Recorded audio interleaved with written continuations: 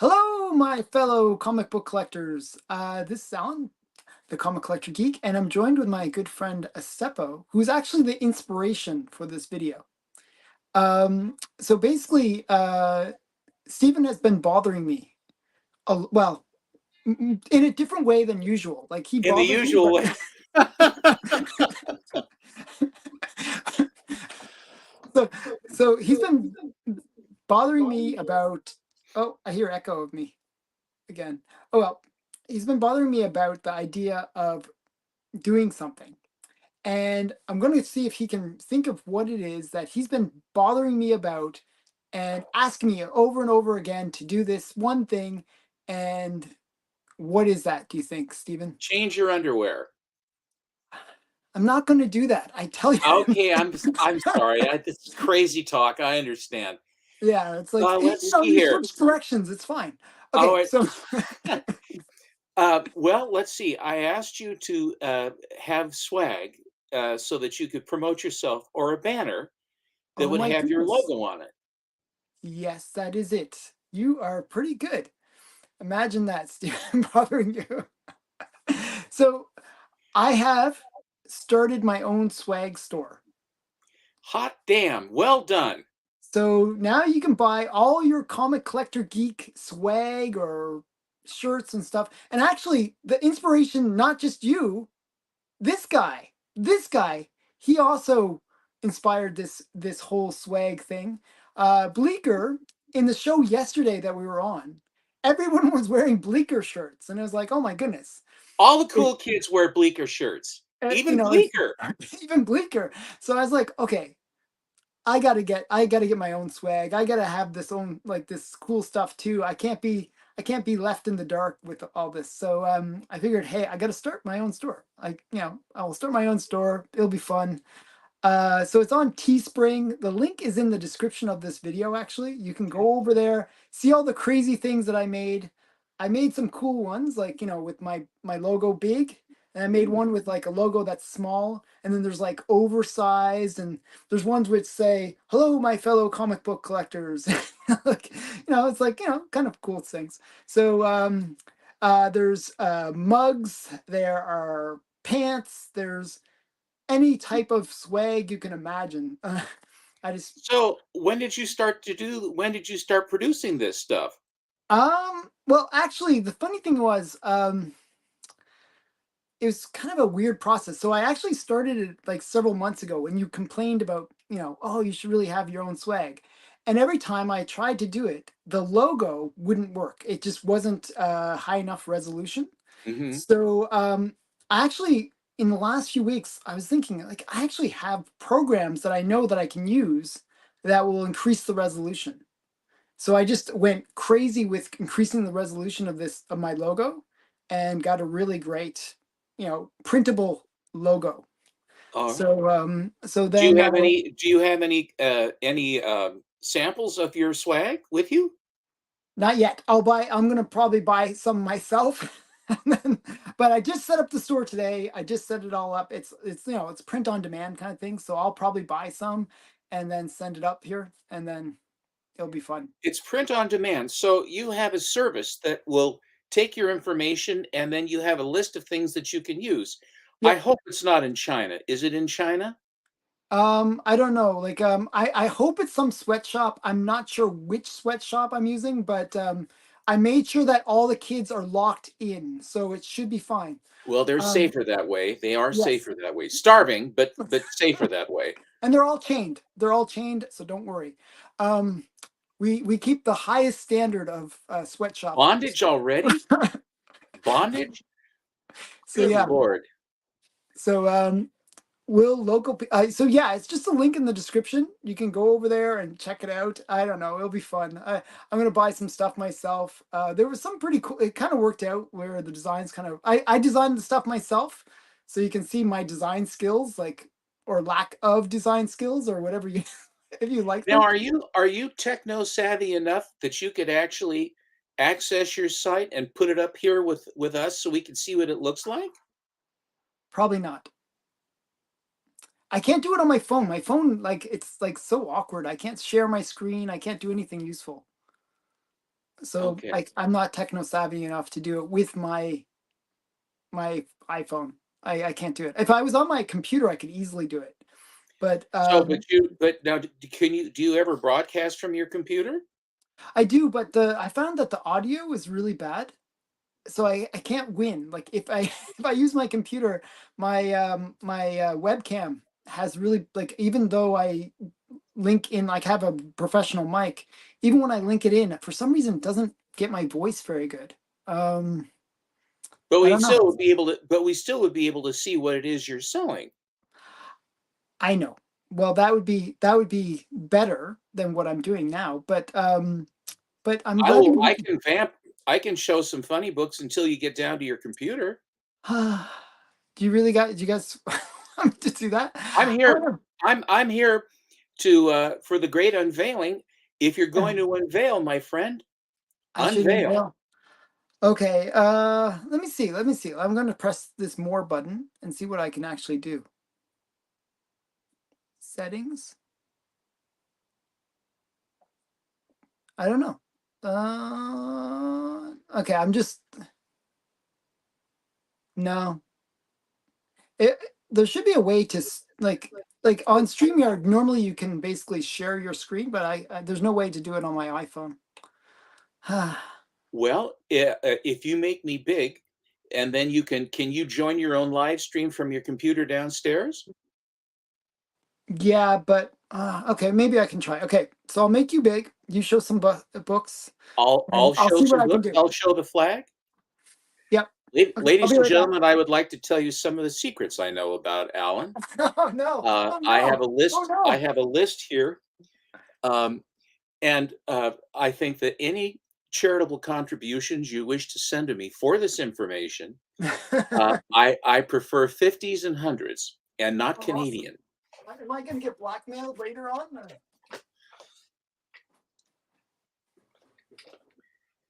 Well, to start with, um, recently Alan and I engaged in a FOMO match.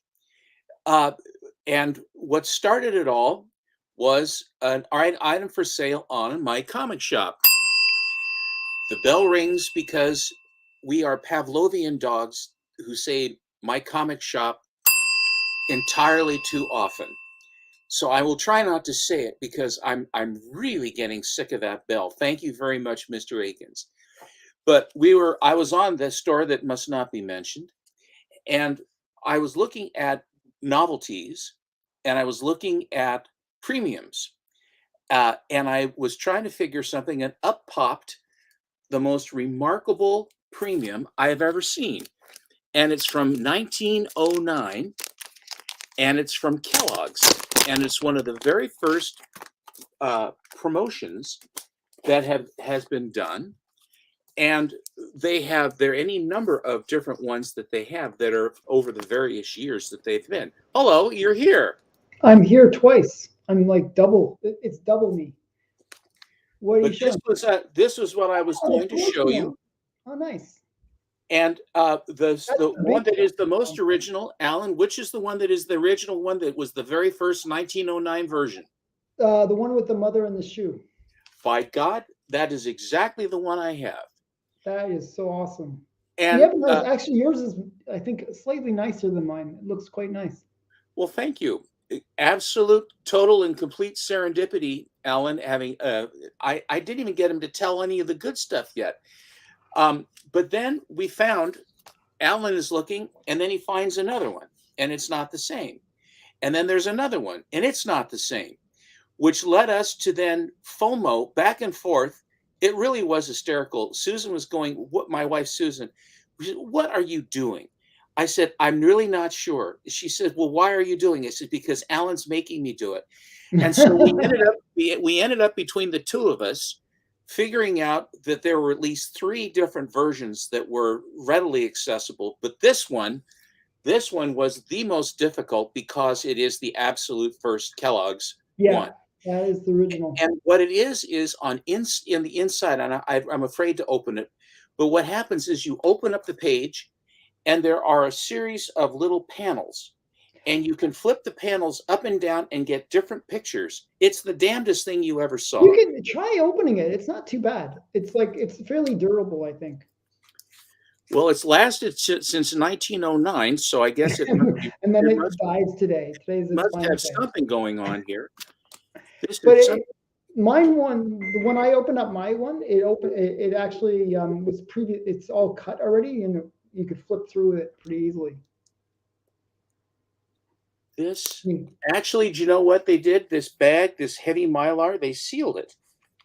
Oh my It's sealed goodness. in I don't want to cut it out. no, don't but cut it out. I'll show mine will- later. I'll show Okay, mine I later. can I'll go show. back up to my- Okay, but anyway, I just wanted to show that. Okay. I figured I had more time. Go ahead, Alan. Okay, I'll just share my screen for a little bit, and then we will we'll go back to the comics afterwards. This is I don't really like shamelessly promoting myself too much. What's like the a little matter bit with is- you? Haven't you been around Americans long enough? Yeah. So this is my store here. Let's see. Can you guys hear me well? I'm not sure. Yeah, how we good can my hear you. sound is. You're a little echoey, but not bad at all. Okay. So yeah. So this is my store. You can see all the different apparel. What? can see my Something logo. tragic happened to the face of this guy. What happened? I know. It's like Superman has had a bad day, hit by a truck or something. You can see It's the mark. obviously red kryptonite. It has to be. And actually, I thought this one turned out really well. It's like some kind of funky style one. And then you can see the one with "Hello, my fellow comic book collectors." So these are all the different styles you can get. You can get stickers. You can get hoodies. What do you think? I think that's amazing. $95 Canadian? Oh, these are all in Canadian prices. I don't know. What? But 95 Canadian, that's almost $15 American. I know. It's big money. Well, this is incredible. So that's apparel. Let's look at accessories. And what So the accessories? do you have? accessories are just mugs. There's mugs. And then there's like stickers. Butterfly knives, stuff like that? There's no butterfly knives. Okay, nothing cool. And yeah, I'll have to get like guns and stuff for my American. No, friends. guns. No, Canada. The Canadians, they can't handle that. So if you use the code CCG fan, you get 10% off too. Comic collector geek fan. Yeah. So Man, the marketing boys were really at it. What about the What about the drinkware, or is it just the mugs? it's the mugs, just the mugs. I didn't go too crazy. I mean, I thought this was a pretty good amount. Well, it's an incredible array. What about hats? No hats. No hats yet. Okay, I'll add hats at some point. You've got to have hats. The only problem is, are you going to get? Then you'll have. Is it like my guess would be then it would be one size fits all hats too, or if they have the pro back instead of the plastic snaps, those are really cool to have a pro back. You know, You're nice asking a full lot cap. from my ability to create merch. Okay, so This is more merch than I've ever seen, frankly. okay, so I recommend if people do buy stuff from the store, buy the white. I have to redo it because right now the way it's done is it's a white background behind the logo. I actually have to remove the background and redo it. Do you know what I mean? Yes, I do. How big of a white background? How big of a white background is behind your logo? So if you look at this one right here, Yeah. it's kind of like that. So on the white, you don't see it. It just blends right in. But on like the other colors, let's see. If I click on one, oh, actually, I think I just did it as standard white because I saw that problem. So I will have other colors later where I'll. Well, the only other color that you absolutely must have is black because Yeah. everybody wears black. Everyone wears black. So I was gonna change it up later. So this is very basic. So there'll be a lot more merch with a lot more colors in the future. So I don't know. That's basically it. Nothing too exciting, but Well, that's exciting. I think that's excellent. yeah. So we got stickeries, we got drinkware, mugs. So you can see a mug. Yeah. That's nice. A mug with my mug, which is It's a double mug. it's a double mug. Yeah, Yeah. mug. Yeah. And it can hold 11 ounces of whatever. Look at that. It's a Canadian mug. Usually they give you a 12-ounce mug, and they can make giving us 11 ounces. They cheaped us out. I know. I don't know. So yeah, I don't know. So I actually thought this one was cool looking, like this where it has the my logo into the collar. Very nice. Yeah, and it has like "Hello, my fellow comic collectors." It just Well, kind of where does it weird say style. hello? I Is it don't on know. the back? I don't know. On the back, It says my icon.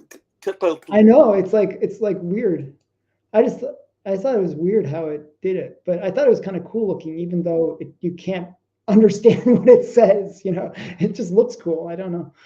I think that if you have red, blue, black, and white, I think you got it covered. I don't think green, but black, white, red, and Well, what I'm thinking of doing is you can open it up to be any color, but once I remove that white background, any color people like, they can go wild with it. is it like sort of a rubberized applique that they they melt it onto the t-shirt kind of thing, like you do when you I go have to a no t-shirt idea shop? I'm not sure how they do it. I've never did this before, so this is really through Teespring, right? And they're the one that I always notice like a lot of other like creators use. So I thought, hey, why Well, not? now the question the question now, I hope that you're going to get a cut of this. What's your cut? Oh, my cut's like, because I'm giving 10% off. I think my cut is like And if they sell your stuff, if they're yeah, selling they your sell my stuff, you stuff. get a It's cut? it's more promotional. It's more like, I think I get like 20%, and then because I give 10%, maybe I get like a couple dollars. It's like I'm giving So away. they're making the money on your likeness, Yeah, but you'll get a little bit. But they basically inventory, have all the supplies, have everything in hand, send it mhm, out, handle the packaging, handle the shipping, handle yeah, the credit card stuff, and all that other yeah, jazz. yeah. So that's why I thought it'd be fun. I don't know. Hopefully, people like. What do you guys think that are watching? I don't know. I think it's great. I really do. Do you have a T-shirt that just has the patch over, over the heart? Yeah. Is that So I'm gonna add that as well. Right just now, it just plain has it with. without all the words? Just having your Yeah, logo I'm there. gonna do that as well. Actually, if you look at this one, you can really see how the white. Yeah. I will remove that and make it better. So that'll be in the future. Are they Well, going to rotate you so yeah. that you're actually straight up, or do you want to be tilted over to 1230? I kind of like that 1230 thing. You like you're ahead of the game, right? Yeah, I just like that little bit of angly thing. Very good. Okay, so yeah, so I will strip out that background and make it look a little bit better. One of the things I did that's kind of fun to do Mhm. was that when I did my Oregon Duck shirts, I have Donald Duck running through the O over the heart, but then I also have it behind my right shoulder blade. So Oh yeah. coming or going, you're showing the colors. And like if you're sitting somewhere or standing somewhere and someone's behind you, uh, you're still selling. I don't know if they could do that. It's probably gilding the lily, but my spouse always says that it's a silent salesman. Now I think will they produce a banner for you to put behind you, just so that you have a little something over behind you when you're talking. I imagine they could. I don't know. I'm not really sure about that. There's I would other just have companies a that can banner. do it if You know they where you don't. have I know where I have some big thing behind me. No. I don't want you to cover up all your books, but just as when I face you to your right, you're in Mhm. your room, you see you have Fritz the Cat, you have Detective, and you have all those books right there. Okay. Mhm. That's where your banner goes, I right love there. those. So, Just don't a you like couple of Fritz the clips. Cat? I like Fritz the Cat, but I would like a banner of you better, where it's just down there, and then you could flush some of these detectives and nice books over here onto where you show your books. That's what Mhm. I would do, because I think that a sign would be a very beneficial thing to have, because it basically establishes your logo, and you wear a logo shirt while you're talking, and You're going to get have and see if you can also get beanie copters. You know, have a little propeller on the top, which I would think would be awesome. But what kind of crash hats could you have? Like if it's a beanie that says I Comic don't know. Collector Geek, or just a ball cap with a bill? You got to have the ball cap. They have That's a fairly standard. wide range of apparel that you can create. So I have to play around with it a bit more, and I have to improve my logo. I might delete all of the inventory and then redo it, where I just upload with the proper logo. But yeah. Well, I think I that just would figured- that would remove all doubt. I think that would remove all doubt. But Alan, I Mhm. want to compliment you. I think that's a great thing that you're doing. You figured out a way to do it and have it not be so incredibly intrusive. You jazzed up and gave yourself greater resolution, although you look kind of faded, kind of weird and foggy to me here. But I mean, like I told you my webcam sucks. increase your resolution. And I think it's great that you're increasing. Did you, by the way, what level of resolution did you take it to? Just out of curiosity. Oh, it was at actually a pretty high resolution originally, but then I took it to I don't know, like it's a pretty big file. Yeah, they're huge files when there's so much information in them. Yeah, I'm not sure what the resolution is, but I went to the max. High as hell. Yeah, I want it to be small, nice. medium, large, high as hell. Yeah, high as hell. I went to high as hell resolution. That was the setting that I look for. Congratulations, man! Okay, so I'm gonna leave here and I'm gonna go back up. Okay, so I'll let you take over actually. 1 second. All right. Make you big. It's nice to be in control. Wait. Remove. Wait, how do I do this? Where I want to make you the presenter. Okay, I'm gonna leave studio and see what happens. Okay.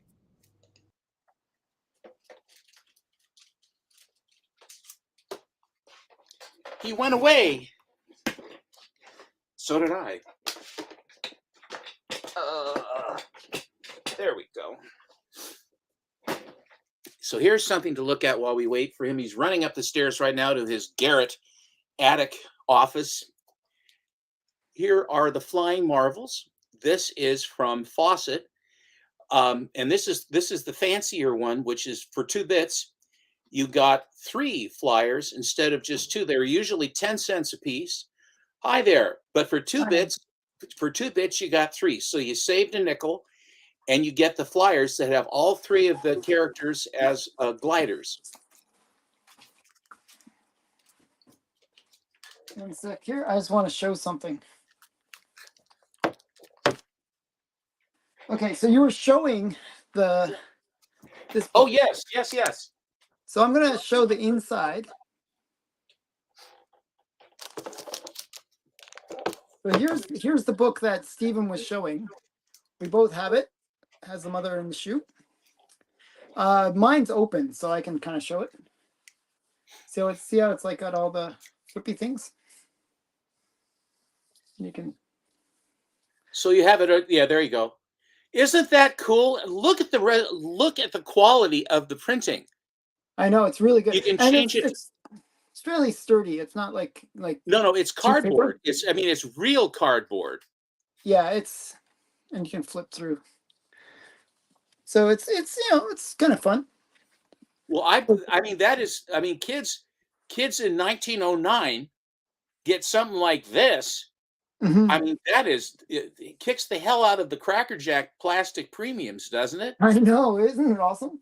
And so I have all the different variations of it. So here's another variant. And what's on the back of that one? Is that the I eat it by the bushel? Yeah. I eat it by the trunkful. Yeah. And then 1 sec here. I have a bunch of them. I tried to get all the different variants. So this is the other one where it has the green at the top. I have the green one, and then I also have the orange one. Yeah. In other words, it's all orange on top. Yeah. So this, you can see. That's the baby. They're all different sizes, right? I think the bigger ones are the earlier ones, frankly, because I think so as the prices went up, that they basically then shorten the size, but they still give it to you. Yeah. And wait, I thought I had one more variant. Okay, I think that's it. Okay, so yeah, so I'll make you big again. Okay. There we go. That's great. That is Yeah, really great. it's fun. Congratulations, man. And incidentally, for Christmas, my bride sent Alan a parcel with Snoopy pajamas and a black shirt. Black And shirt. you will notice that the black shirts we are wearing, this is absolute serendipity that this would happen. But I threw on a clean shirt just to come down to be on air with Alan, and he's wearing a beautiful black T-shirts. It's better than all that stuff that has the names on it and stuff where you're advertising all these Mhm. different companies. Weird browns, yeah. This you can be you can be anonymous. It's very good. Hey, I'll Right let you next, show. I was going to show a book. Yeah. Right next to my faucet gliders, because they're about the size of sort of magazine sized. Some of my getting a box to fit magazine size comic books is a bird, so I only have a few, so I have them sort of loose. But here's one that I got recently that is one of the great propaganda covers, I think, of the war on several counts. Just the image itself, as far as how it's been Oh yeah. done. But and there are guys that collect flamethrower comics. They collect flamethrower covers, Oh, which this is this a good question. I just want to let you answer it. When are you getting a web when am I store? going to get a web store? I don't have a channel. I'm just a guest who shows funny books. I really don't. Maybe I should. I don't know. The Uh, next thing is like the next level will be Stephen when, stories. I have Stephen stories or something. yeah.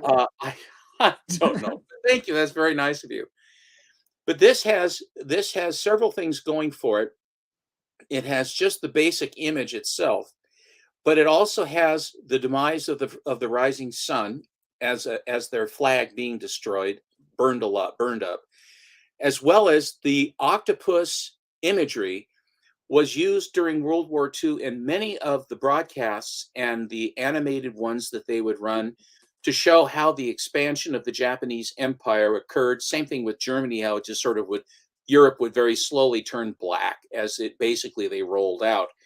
But in to a large degree in the Pacific, however, because of all the islands, what they would show is they would show an octopus sitting on Japan, and all the tentacles would come out of the octopus and encircle all these different areas that they conquered, which was for raw materials and oil and bauxite and all that other stuff, which they didn't have.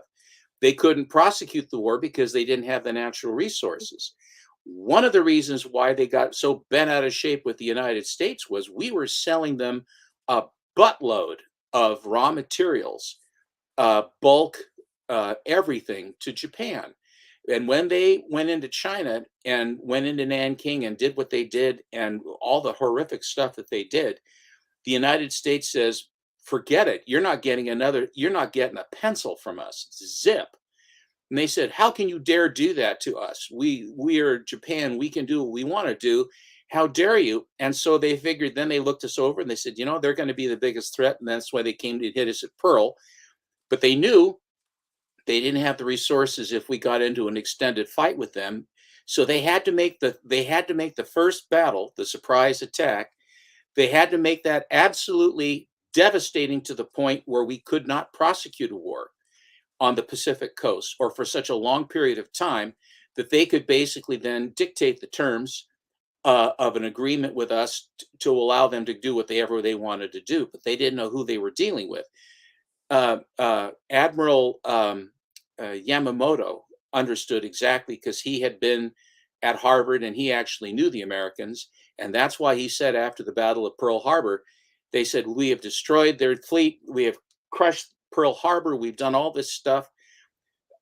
And he wasn't laughing about it. And they said, what's the matter with you? He says, I feel all we have done is awakened a sleeping giant. And that's Yeah, because that's very true. he says, I know the Americans, I know how they are, and I know it's going to happen. And I think that he knew right then that they didn't get the carriers and they didn't get the huge oil deposits that were there at Pearl on Oahu. Because if they had hit those, if they had blown up all the millions of gallons of oil that we had there in these banked back up into the mountains there, and they got our carriers, we literally would not have been able to fight. But they didn't get them. The flat tops around on maneuvers, and they were not in port. And because of that, all of our flat tops survived, and we were able to refloat the ships, and we were able to do what we could do. And then, of course, the rest is history. However, back to this cover. But this is the image of the octopus, and the Japanese called it. It's a really funny euphemism. They called it the Japanese co-prosperity spear. Japanese co-prosperity sphere. I don't want to be part of that sphere. No one wants to be part of that sphere. It's this innocuous thing, but basically all it means is that they dominate and control you, and are your overlords, and they can completely control your lives. And so this is the representation of the octopus being destroyed with the Japanese rising sun banner underneath. And I just think that this is truly one of the outstanding propaganda images of the war. Oh yeah, it's an awesome one. And this this was done by Ogden Whitney, who did Skyman and a bunch of other stuff. Ogden Whitney did a bunch of stuff, and the other guy was Ray McGill, who also did a bunch of stuff. But the cover was done by Ray McGill and Ogden Whitney. Very nice. Actually, let's see. I beg your pardon. Classic cover. In fact, I stand corrected. It's a Craig Flessel cover who did the Sandman. Oh wow. Okay. It is a Craig Flessel cover. I saw Ogden Whitney over on this side, and then I looked over on the other side just to be sure, and it said covered by Craig Flessel. I met Craig Flessel in 1995 and his wife in New York City at the Sotheby's auction after I became an advisor for the guide. A very nice man. I talked about the Sandman and first appearance of the Sandman and all that stuff. And he listened, and he was very, very polite, and he feigned interest. I think he was interested somewhat. Overstreet's over on one side, kind of looking at me askance because he didn't want to change the history for whatever reasons. And so this is kind of cool little. Oh, that's very true. You're absolutely right. You're absolutely right, Matt. And of course, the British got tagged really badly. Singapore and all, I mean, their coordinated attack. They had been planning it for a long time, and it was about as successful as it possibly could have been. But they just did not have the supplies. They didn't have the ability, because of the distances involved and the technology of how they could deliver them to bring them to bear against the Allies, to basically prosecute it all the way that they wanted to. Because God knows if they had wanted to, and if they could have done it, they would have done it. At the time, a little bit later on, the Oregon coast, I live in Oregon, we have a fort called Fort Stevens, which is just a little bit south of Astoria, which is right on the Columbia River, at the mouth of the Columbia River, and Seaside, which is 12 miles south on the coast. And on that 4th of July vintage or time, I think it was in 43, I think, a Japanese submarine surfaced offshore. Wow. and started shelling Fort Stevens. Fort Stevens was built during the Spanish-American Civil War. Spanish-American War, it was improved. World War I, it was improved. And World War II, it was improved. And what they had these huge coastal batteries, coastal artillery guns that were retractable. So we had these giant cannons that when they would fire, the entire thing would then retract down below, like rock and all this other stuff, and there's sand all over it. You couldn't zero the guns. You had to rain shells inside. On top of it, yeah. Well, this submarine fired umpteen shots into the fort, and the commander of the fort got vilified later on because he didn't know how big the invasion was, and he didn't want to give the exact location of where his guns were to engage this sub, because he didn't know if there were troop transports coming on behind it. Hmm. Okay, because Pearl had already happened, and my father told me that after Pearl Harbor, they had like 4 or 5 guys at the turnaround at Seaside, right there by the ocean, where the prom comes, and they basically are standing there with some sandbags and some bolt action rifles. And my dad, I said, "That's it. That's what they had." He says, "Yes, that was our protection here in the state of Oregon. We had a handful of guys sort of standing around with rifles." He said, "I took great comfort in that, Stephen." I said, "Why is that?"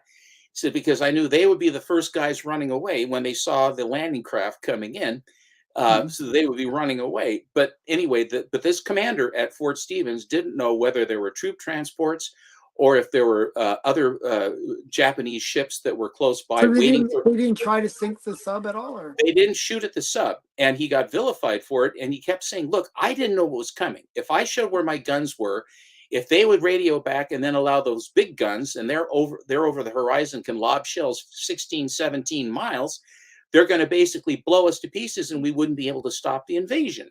I was Mhm. waiting till I could see what I was shooting at. Now it makes sense. Mhm. The inclination is to want to do that. The lady whose house I bought in Seaside, we have a little beach cabin.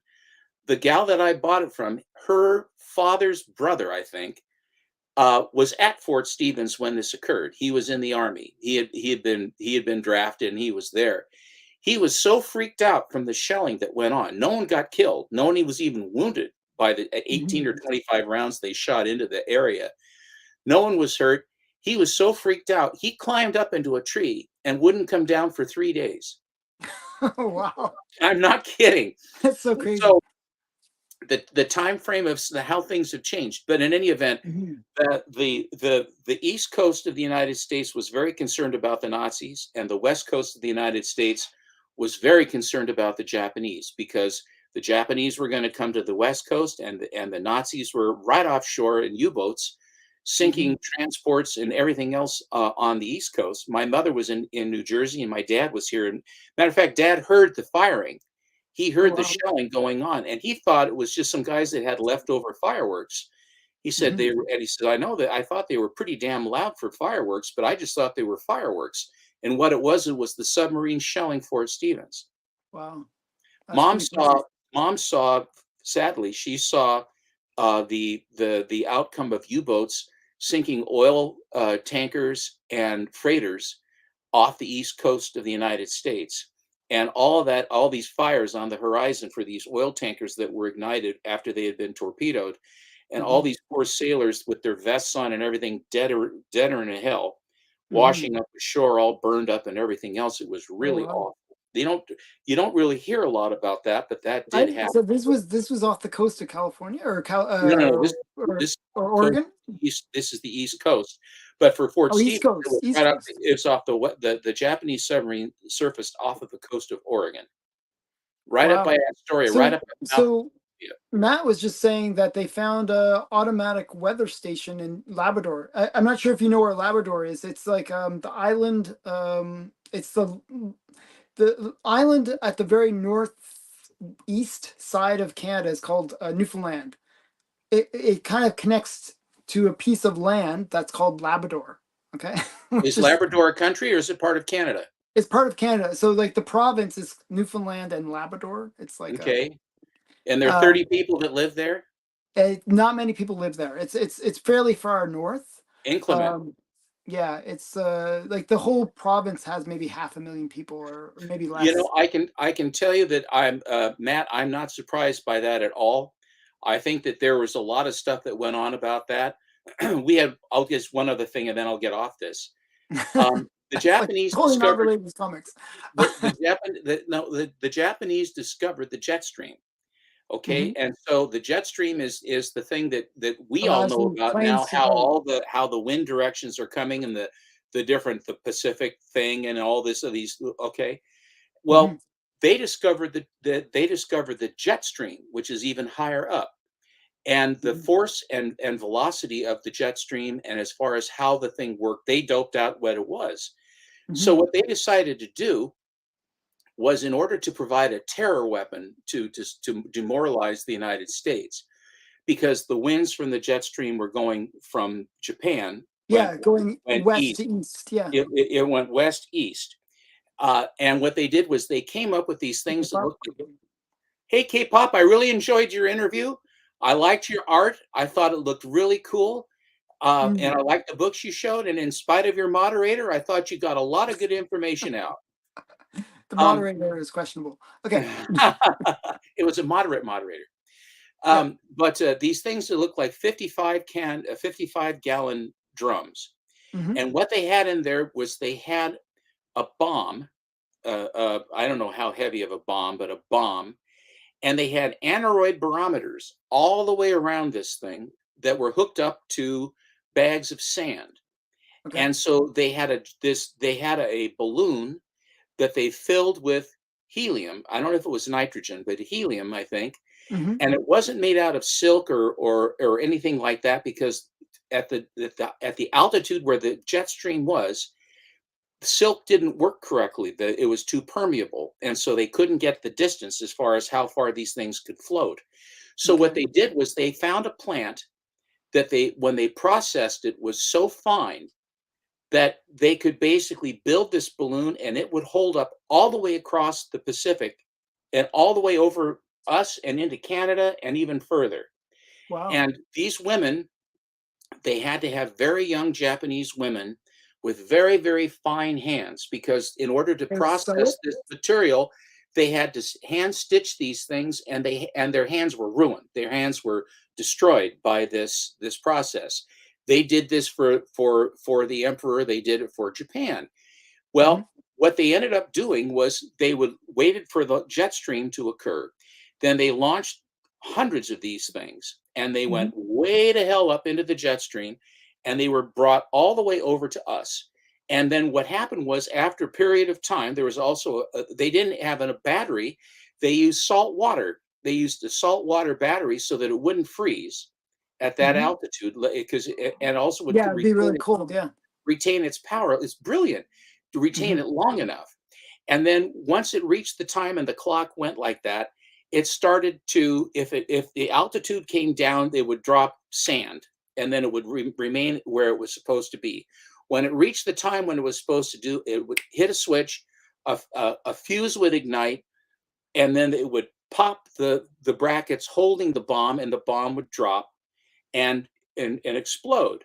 Okay. So, and they came up with this idea where they used basically like thermite, because what they wanted to do is they wanted to set fires in the Pacific Northwest, in all of the woods that were all around us here in the Northwest, and cause raging forest fires to cause all manner of problems. Yeah, it gave a chaos kind of idea. And also people worrying about where were these things coming in from out of the sky. Now, there were two things wrong with this. The first thing that was wrong with it was, at the time of year when the jet stream was strong enough to bring it all the way over to the United States, to North America, it was in the middle of winter. And if you've ever been in a forest in the Pacific Northwest in the middle of winter, Lots of snow. you could drop a thermite bomb anywhere you want, and the trees that are so wet and lousy with water would laugh at that, and the thing would just fizzle out and die. There was no way it would work. And it was so random, there was no way that they could actually direct these things. They just sort of landed wherever they would land. Yeah. So they tried there was one incident where there was a minister and his family went out into that's what we're talking about. The bombs the Japanese sent to Oregon and in California. That's precisely what I'm talking about. And so this family went out for a picnic, and the kids found one of these things had actually landed. The bomb had not gone off. It didn't go off. Yeah. No, the balloon had lost its buoyancy, and there were no more sandbags to keep it aloft. So it fell down, and it crashed down into this sort of a clearing. And they went over there, what the heck is this? And these kids were kicking this thing, and then the bomb went off and killed them all. Oh man! And it was it was on the front page of the newspaper there over on the West Coast. I can't remember what town it was, but the government instantly censored it. They censored it, and they wouldn't even talk about it. Wow! And so, and that's what they did.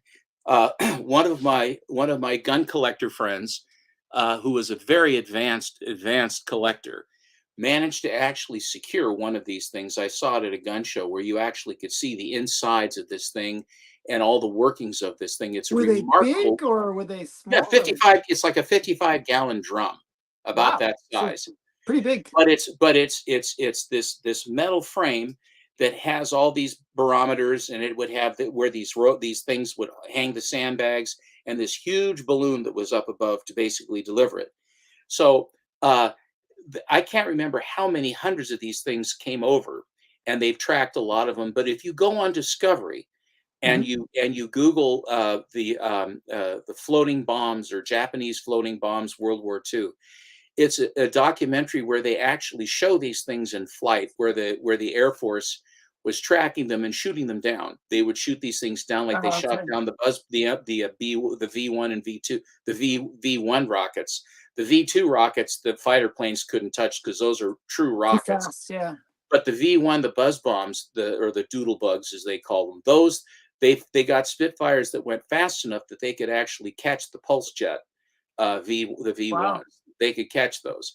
Not all the time. If they had too much of a head start, they couldn't catch them. But that's another thing that is very random, where they just run along and then the engine would turn off because they basically gave it just enough fuel to go To and then stop, and then the bomb would then and float down crash. and then just Mm. crash into London or wherever they were going.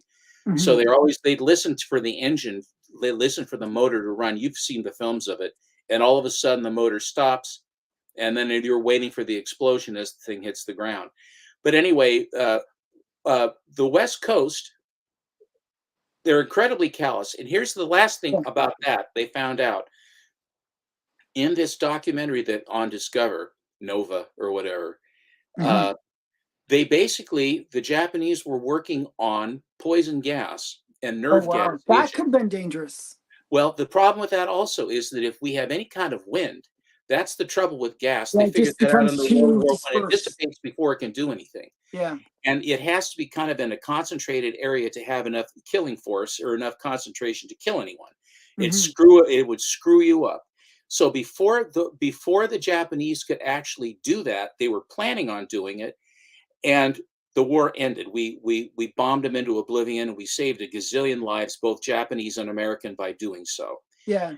The women that worked on those floating bombs Mhm. found out what they actually did and how they actually were what they had wrought.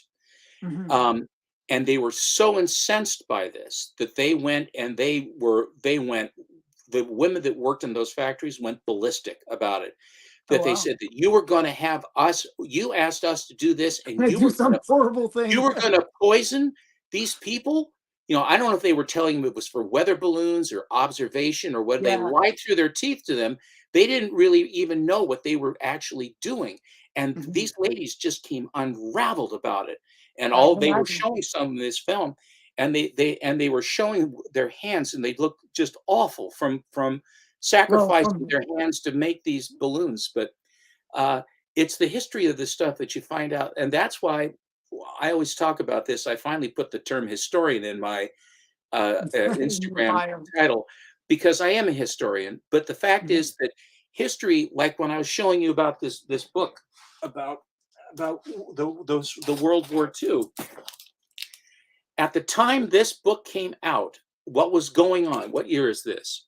This is 1944. So the Battle of the Bulge is probably going on right now.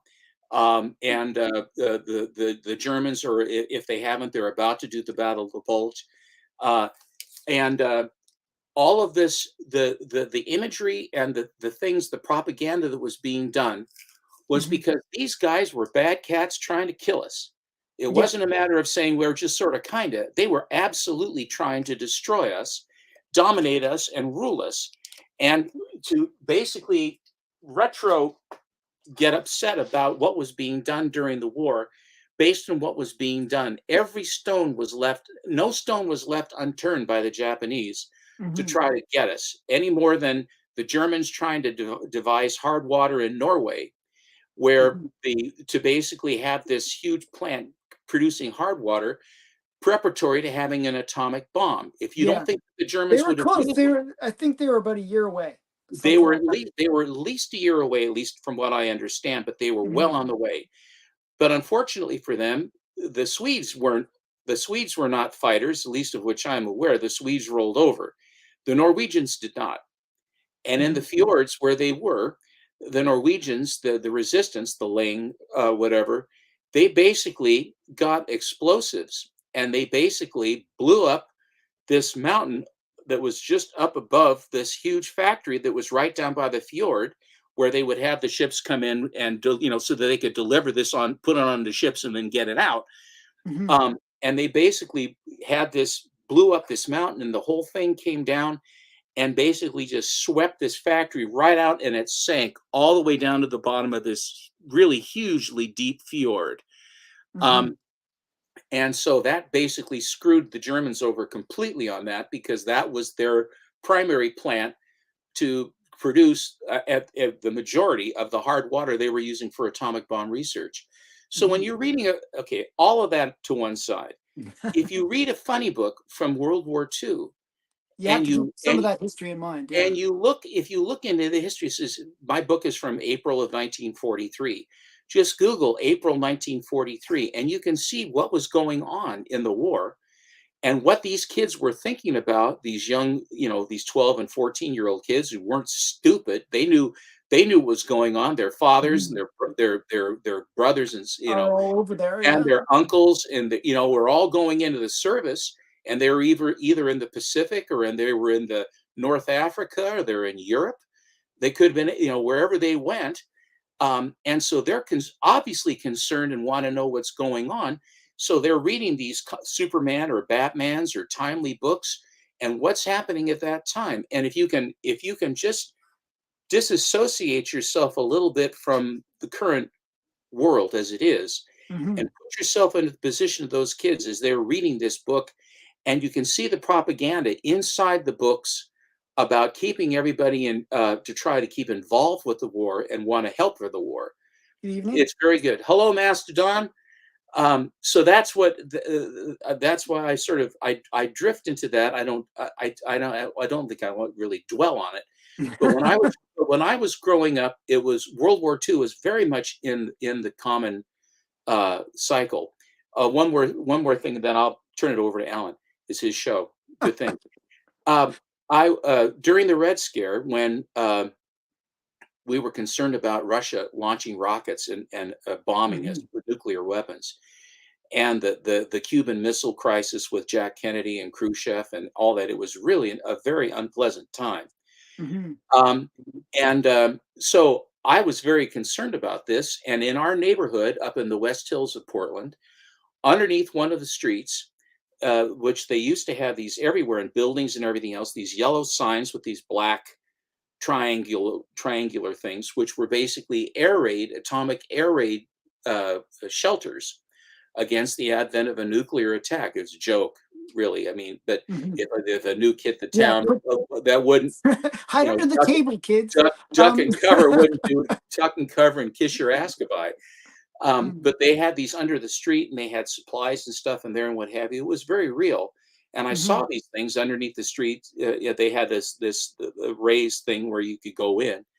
It was locked up; you couldn't get into it. But there were several of them all around the area in case there was something really happened.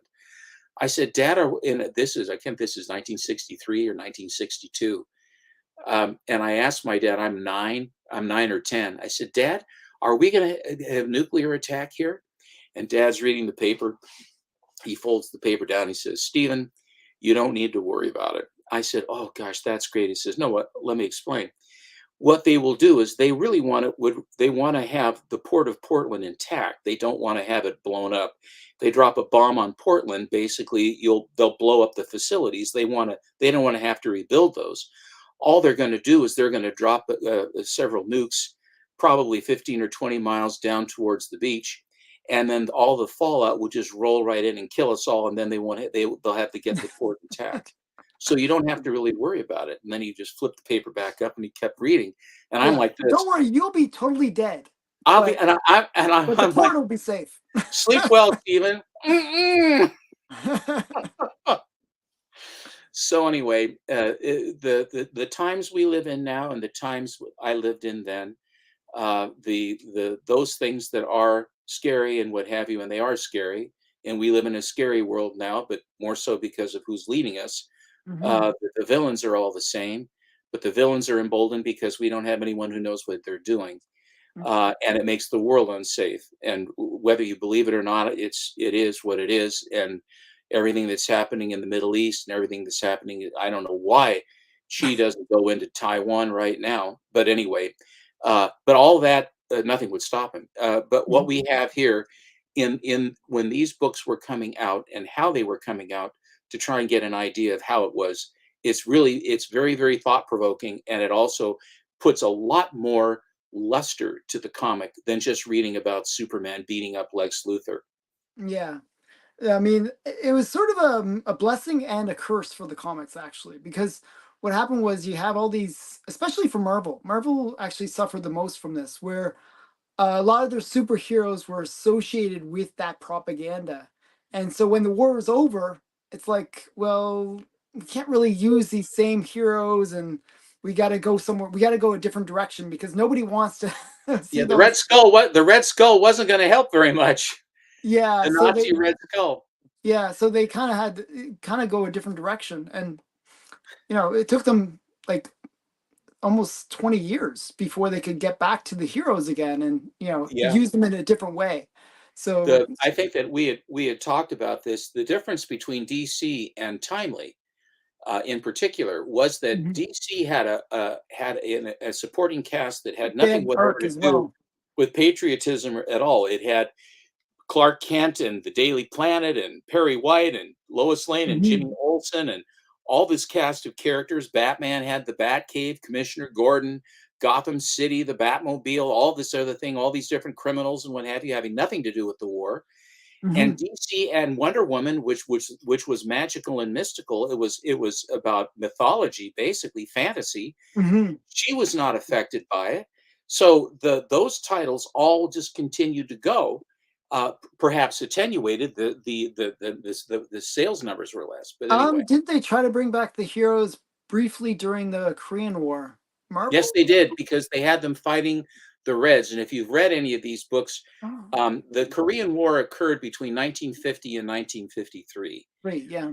And it was a war that that they called it a police action because they had the NATO forces there, and they had the United Nation, not NATO, they had United Nations forces there. Mhm. So you had the Greeks and you had any number. Canadians were there, They and had yeah. all of those people were involved in this police action to first stop the North Koreans, but then the North Koreans got flattened, and because they were a vassal state of Red China, Mao allowed all this stuff to basically resupport them and then send in Red Chinese regulars in to Mhm. fight in Korea. And that's when we got our asses handed to us, the Americans. Yeah. Now, as this was unfolding, because we really flattened the North Koreans, they couldn't stop us. We had them beat. But when the Red Chinese came in, it was these waves and waves and waves of these Red Chinese, and they were Mhm. well organized and they built these things up, and they pushed us all over the place in Korea and killed a lot of our guys. That's when Truman, the person in charge was Douglas MacArthur, Yeah, and and he MacArthur wanted to said, nuke them. I want to drop some tactical nukes on the population centers of North Korea, and this will end the war. And then we will have no more problems with this because we're killing all of our guys. And it's just no good. Why are we kill? We're basically asking to be beaten. And Yeah, Truman thanked MacArthur very much and and said, said, "You are "Goodbye." relieved of duty." Yeah, goodbye. I think And he was so then wrong. I think actually MacArthur was wrong. I think it would have been I'm glad much. they didn't do it. I'm glad Yeah. they. I think he was wrong too. And Truman, to his credit, he was reviled at the end of it. He had Mhm. his popularity numbers were, I mean, even lower than Biden's. But his popularity was absolutely stone cold dead. The thing is, And if they had dropped bombs, then they would think, oh, the Americans are just trigger happy and they'll drop a bomb at they anything. think we And are anyway, Alan.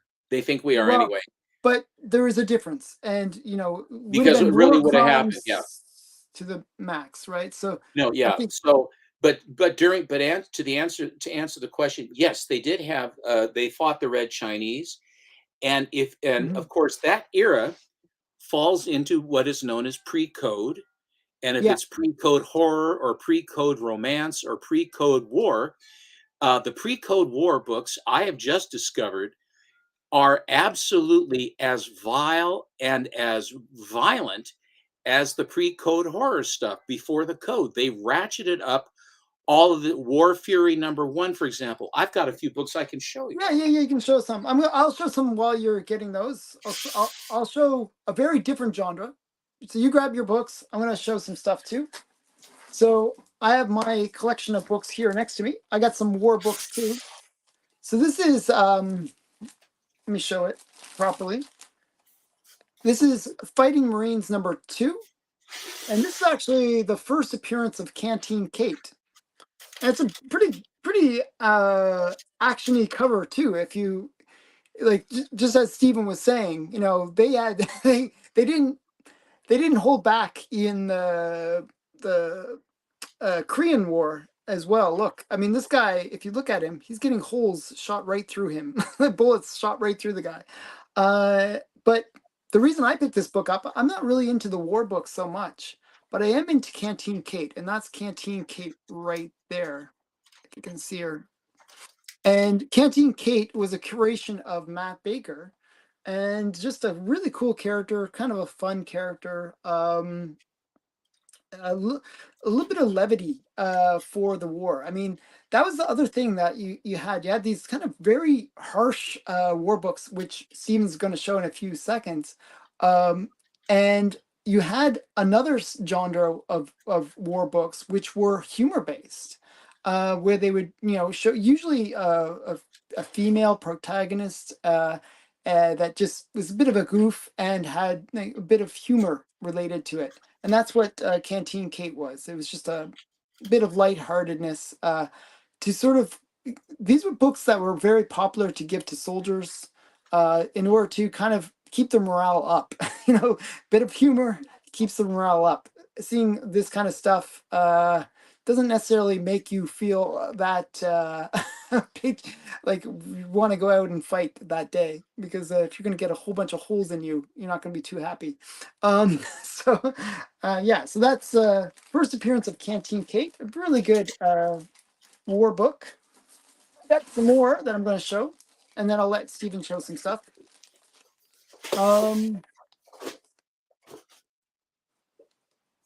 Oh wait, show us the inside. Yeah, I can't quite crack that case open. Sorry. This one actually, I think Stephen, you have this one as well. This is Amazing Adventures #6. Yes, I do have that one. I always felt like this was like Charleston Heston kind of like looking guy. Very, very weird thing where they're like a bunch of slaves carrying up the stuff up the hill. Just a very interesting one. This is the Space Pirates of Zarpot. It's just a really interesting one. This is Bernard Kingston Kingstein cover, which is kind of cool. So there's that one, and this is like all in the same box. So I'm just showing you some books in the same box. Stephen, you tell me when you're ready, and I'll let you. I will let you know. I'm digging them out. Okay. Then we got some Brick Bradford. This is Adam. This is the Alex Schomburg cover, and it's just a classic robot cover. It's a really great one. You got. I think the series didn't really last that long. I think it was like only a few issues long. But this is one of the popular covers from the run because it's such a great robot cover. And Alex Schomburg had a real knack for creating sort of that sheen on the robot's armor, where you kind of have that kind of bit of a shine to it. Just really, really well done. And you got the girl in the red dress, which is always fun. But just a really great cover for Alex Schomburg. And this is like my robot collection, so I'm going to show you some more robot covers. We got Out of This World. And this is Gene is it Fawcett? Is the way you say it? Fawcett. Yeah. Okay. Fawcett. Yeah. And then it's Out of This World #1. Just a really great cover as well. This is from Avon Comics, and you got the. I always like these robots where you can see the mechanicisms inside their head. It reminds me mechanisms. Wow, that was. I was going to say mechanics, and then I said mechanisms at the same time, so it became it became like a. I like your word better. My word makes sense, actually.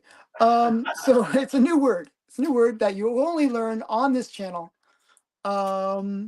This is Jean Fawcett cover, and it's the origin and first appearance of Crom the Barbarian. So that's kind of fun. I always liked the fact it was man-eating lizards. Yeah, it's man-eating lizards, which is very like you do. Yeah, you do like those man-eating lizards you always encounter. So yeah, some fun stuff. I am Red Eye when you are. So he likes the Out of This World better. I actually like both a lot. I do like the Out of the World because of I like this trope of the damsel being carried off by the robot. I It's always a really liked that. great cover. Yeah, I always liked that actually. But yeah. Okay, so I'm going to make myself small again, or there we go. And we're going to see some war comics since this went from me plugging my store to all about the war. I'm not sure how that relates. I but we're gonna apologize. I'm the one responsible for that. Actually, Okay. it was because I was vamping and it was the nearest thing I had. Okay. So we're gonna make Stephen Big and very gruesome war comics. Well, because- it's gruesome and good fun. Yeah. I want you guys to know, since Ellen and I are here together, that Ricky All Sorts of Words has a new feature, which is where he has a challenge where he calls it a wrestling challenge. But what it is that we take on a persona and then we will show 5 books in our persona. And then the chat, the people that watch this decide who had the best books and who had the best shtick. And my tell friend, good stories, they say. And I will tell you that because Alan is a man who is a black belt in judo, is going to be a character known as the Judo Master. And you would think he would call him a Judo Master, but when he said Judo Master. And so I am, of course, I am an American. And all of a sudden it occurred to me that there hadn't been, everybody thinks that Americans are ugly Americans. And so I'm going to play to that trope, and I am going to be a character called the Warmonger. And so we will be, next week, we will be filming our competition and for future use by Ricky to basically drop it. But it's going to be absolutely wild. And if you go on to Ricky All Sorts of Words site, and if you go on the Comic Collector Club group site, I don't think it's there yet. No. Well, no, I put both of our lead-ins on there. I put Alan's lead in where we have a 30-second thing where we put on our personas, and it is absolutely fantastic. It's hysterical. So when you get a chance, so when I'm showing English a second language in Canada? No, English is actually my first language. I just don't speak it very well. I don't speak it too good. Well, there's a reason why, and it's perfectly understandable too. So I will also show a little bit of World War II books just to show. Yeah, it's official with French. Yeah, it's a bilingual country. Yeah. The country is all bi? Yeah, we're bi here. Wow. We're European, and it's right there in all these Canadians. Yeah. Here is a Korean War book. This is Joe Palooka, and you can see those Reds that have the stars on their hats. Against the Reds use the drug diet horror. And you filthy rats, I'll get every one of you, says Joe Palooka, as they're Humphrey is over here, and they are jamming the branding iron right onto his stomach. Wow, that's a really weird Joe Palooka. Usually his are more comedic. You know what I mean? Well, That's like this one ain't. it's like very It's just I torturous, mean, but yeah. but this is what you for example, post-war, post-war II, or just near the end of the war. Here's a St. John's publication called Anchors. Still trying to find that one. And it's cute, and it's about the officers are this way, and the enlisted men are smart, and the officers don't know their ass. And there you go. And it's humor because it's near the end of the war, and they're having fun with the because the war was winding up. But when the Korean War started, they basically they took the gloves off on what they would and wouldn't show. Mm. Here is a more of an earlier World War II cover. And this one is American Air Forces. And what you have here, there's chasing the German all over Europe, the American plane. And if you know anything about the Second World War, you will know that our bombers could not have fighter escort all the way to the targets and back.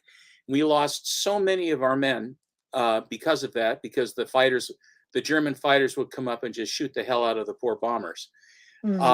Until the P-47 was able to get close, but it really couldn't go all the way. And then the P-51 Mustang could. And that changed everything, the aerodynamics. And the P-51 Mustang started out, it had an Allison engine in it. And this is so early, this is one of the P-51s that has the Allison engine in it. And it's a Razorback, which means that it doesn't have a bubble canopy. This is a very early version of the P-51. England had some of these. They took and they dropped the Rolls-Royce Merlin engine into this Mustang, which is the engine that they put in the Spitfire. And also the Merlin, they had it in the Hawker Hurricane. But the aerodynamics of the Spitfire were that much better. And here is great lessons. And so with that in mind, here is just an early one showing them chasing the Germans out of Europe. Here's another one basically talking about showing these guys shooting, but this actually would be Korea as well, because what you have there is you have a MiG jet being shot by a guy, and presumably it would not have been in an open canopy, unpressurized cabin. It would have been a B-29 would have been what they would have had. I don't think that they would have had an open thing, because these poor devils in these bombers. My wife's father was in a B-24 Liberator, and he was over in North Africa, and he actually ended up having to go in and bomb Ploesti, the oil fields, one of the 3 times we had to bomb it. And it was ungodly. And all the guys came through the war, just like the Memphis Belle and his crew, which is a miracle. But anyway, there's that one. And here's another earlier one. And this is an Alex Schomburg painted cover. And again, you have the same P-51. And you'll notice that it has a gun that's firing from the top of where the propeller is. This is a very, very early version of the P-51. They called it the Apache. And the tank that's right down below that is a Lee tank. The Sherman tank hadn't even been designed yet. These were the tanks like Humphrey Bogart was in the movie Sahara. These were the tanks that the Brits got from us when they were fighting in North Africa. But that is an early tank, but that is a Schomburg painting. So there's that. Now, here is another Korean War cover.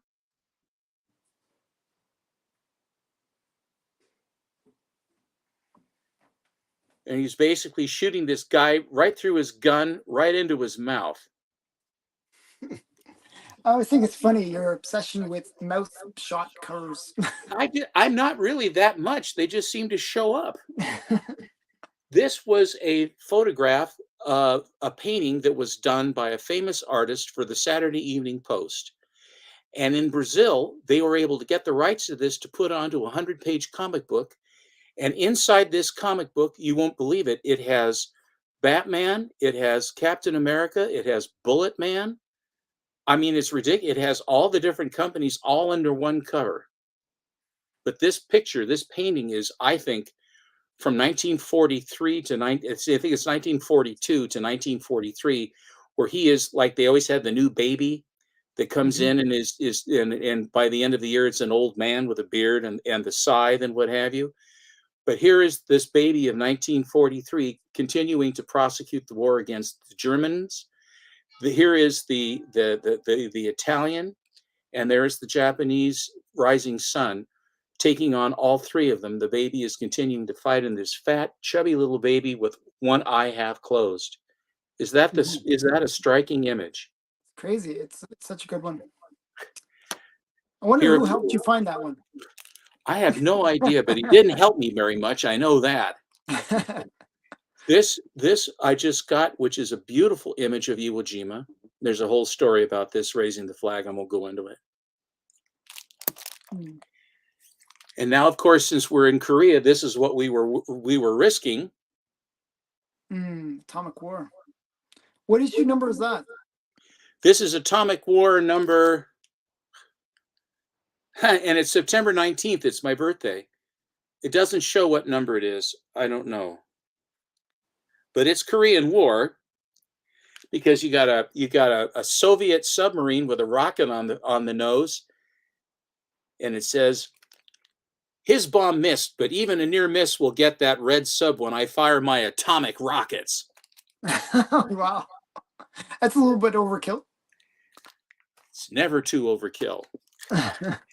And here is another propaganda cover which shows the Japanese again in Another an one that's so absolutely great. horrific light.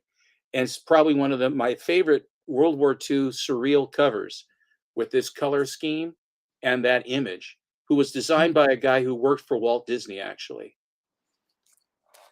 So that's them. And now Hi, here, Donovan. and then here I have three more, and these are the ones that I got from Bigby McFly, the comic guy, when we did our first trade, where I got a whole bunch of these books, and I traded him for Tales to Astonish 44, the first appearance of the Wonderful Wasp. I had an extra copy of that, nice copy. But here's this guy. Okay, commies, this is it. End of the line. One of those blasted reds. Now, I don't think that he said in the real world said blasted reds. I think that there might have been another type of wording. Yeah. Those gosh darned reds gonna learn they can't break through our lines just because we're outnumbered. And our guys were outnumbered, and they basically handed us our ass, and then we had to basically then do that ridiculous piece. Is there swag that says "Let me make you big"? That'd be funny. And here's another Oh, one. so that was Atomic War number 2, by the way. Oh, okay, thanks, Scott. Here is Fighting Man. This is Fighting Man number 7, and this is from 1953, right near the end of the war. And then here's his buddy right behind him that just got shot in the chest by this guy in front of him. He says, "It was my buddy you just put a slug in, punk.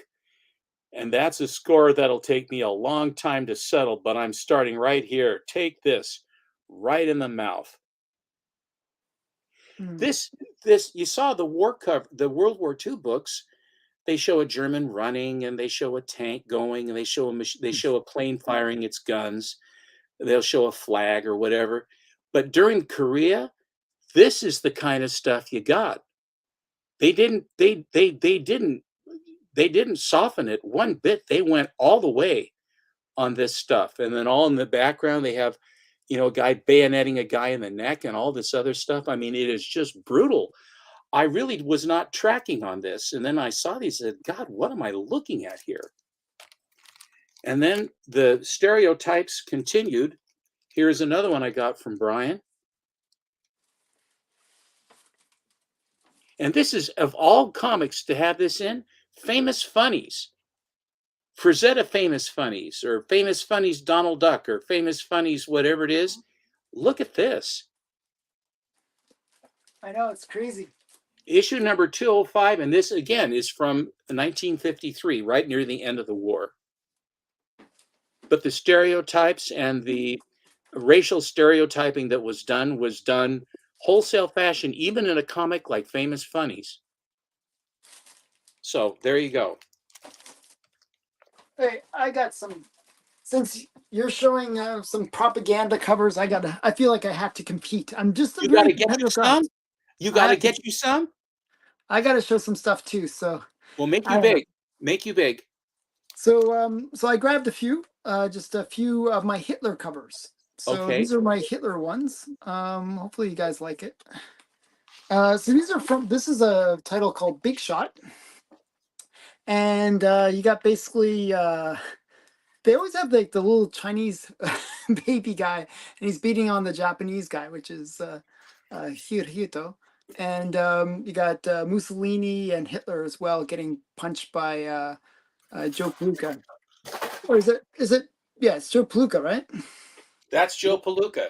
Yeah. So and then we got this is Ogden Whitney art. It Yep. says. Ogden Whitney. He was with and the company that made Big Shot is Oh, good question. It's Columbia. That's right. Columbia Comics. They did Skyman too, Yeah. and he created Skyman. Oh yeah. Ogden Whitney. Yeah, you were saying that when you were talking about the other book where you got Yeah. the wrong artist, but it was okay. And then here's another one. I like this one better in some ways, but I know you don't like the character too much, Sparky Watts. But That's all right. In that instance, in that regard, that's a great war cover, great propaganda cover. yeah, I always like this one because it's like the one punch and it gets like all three of them. I just think that's really cool, and it's right like it's a nice up like kind of like a like right on the chin of Hitler. So just a really good one, and he's like saying "Hail Hitler," which is makes it extra cool. So Heil Hitler. Heil Hitler, Hail Hitler, Hail Hydra. Hail Hydra or Heil, sure. And this is a Bogey Rogers cover. So Booty Rogers. It's Booty Rogers. Booty Rogers. Yeah, let me correct myself. And then we got another one. This is Boy Comics, and I like this one. It kind of reminds. It's Charlie Chaplin where Hitler's playing with the big balloon of the world. Yes, of the war of the And world. Yeah. Yeah, it's kind of in that vein where you got the three Axis powers and they're like carving up the earth, and it's just it's almost like they're eating it. It's like as if it's a pie or something, and then you got the boys all coming in to save the day. It's kind of a fun one. Yes, English is as a second language. I don't know why I'm messing up today. I'm just one of those days. So yeah, Right. You're okay. so this is Boy Comics number 4, and there's actually another boys comic which is really popular, which is Boys 10, I believe, where it's the one where you got Iron Jaw, which is kind of a Nazi character, and he's just spitting out swastikas. It's just like it looks really cool, but I don't have that one. It's one that I'm still looking for. So then we got another propaganda cover, but this is a little bit later. This is from 1947. This one is for the Red Scare, where after the war there was a real fear of the Russians potentially starting a third world war, and there was worry about communism within the United States. So they basically tried to create a little bit of a propaganda book about what the United States would look like if communism was ever allowed to thrive in America. So this And that's is a Christian. Is that Spire? this is not Spire. It's you got me saying all these difficult words today. Catatel. Wait, let me see if I can get this. Okay. Catel. No, I can't. I'm lost. Spell it. Let me see. Catechetical. Wow, catechetical. Okay, cool. Now that I hear it, I can get it. Okay, so Catechetical Guild. Catechetical Guild, 1947. America Under Communism. But the thing that I actually like a lot about this cover, I actually love the front cover a lot, but I actually like the back, where it gives like fight communism with the 10 commandments of citizenship, and it basically outlines things that people can do to kind of maintain democracy and the values of the United States and sort of act against communism. So yeah, say say that 10 times fast. Probably not going to happen. So so yeah, I see that Comrade Canuck has a commie book, eh? Yeah. This book has probably been. This is basically the rules that Trudeau is putting into Canada. So so yeah. So this one is a really interesting one. I don't know who did the cover though. It doesn't say. My copy is actually really pristine. Like it's actually a really nice copy. The only thing was the corner got knocked off, and if it wasn't for So that does that give one, it a 5.5? it Is gave it it what like a is? 6.0. Well, see now you're It would lucky have been, because I had a corner off my Cindy that is much the same as that, and they gave me a 5.5 for it. yeah. I mean, this would be like, I mean, it is flawless. It's just that one little corner, so it's just it's a really nice presenting book. And there were several versions of that book, were there not? There was 4 different versions. So this is the version where it doesn't have the price, but it still has like the little space for the price. Now there's actually another version where there's no actual circle at all. And then there's a price where it's like a 10-cent price here. And then there's one with a large 10-cent price there. The ones with the 10-cent price are a little bit more rare because really they weren't selling these, they were giving them away. So yeah, so those are some of my propaganda books. Very cool. Very cool. So figured I'd show some too. You make me get jealous, so I have to show Don't be. show something. Yeah. Don't be. I want to go back to the top of the program, and I want to say congratulations for you to do this, Alan. As soon as you have black, as soon as you get squared away with the logo, I'll fix it a little bit up. I just want. I will put order up quickly. because I will definitely order some so I can wear the colors. Yeah. So what you got to do is buy it for all your family members, all your But friends. if you're not making the money, I'm not going to do that. They're making all the money. I make a little bit. I think it's like they said $9 on the $30 item. So what would that be? Maybe a third to make? Yeah, okay, you're getting a third. And then I'm giving like I give up a little bit of that on when I give the discount. So I give like a 10% discount. So I give up a little bit of that third. Well, $65 for a hoodie. I mean, you should be giving us something back. I know. So probably on the $65 hoodie, I probably make like $20. And then Canadian. So what is a $60? What is a $60?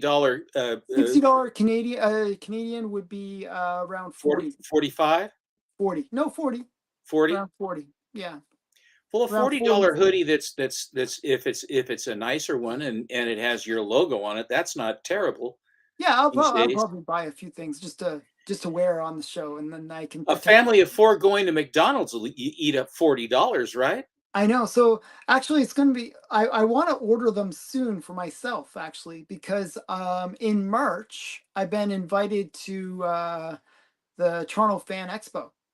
You must wear your colors for that. You got to have it by then. Yeah. So I'm going to, when is the Fan Expo? When is it? It's middle of March. I think it's like the 14th of March. Dude, order white stuff right now so that you can get it in hand. Because if you try to monkey with it. After this show, I'll go in and edit. I'll script it. Like I didn't realize it was causing a problem when I did it, but I'm gonna actually strip out that back white, and then it will look a lot better. So yeah, and you look good in white. After the show. No, I think you look good in white. I think that's great. And also have them see if you can get a cap or something. But for you, be like a Frenchy beret or something like that, right? Yeah. The more gay the possible, right? Gay capri. So yeah.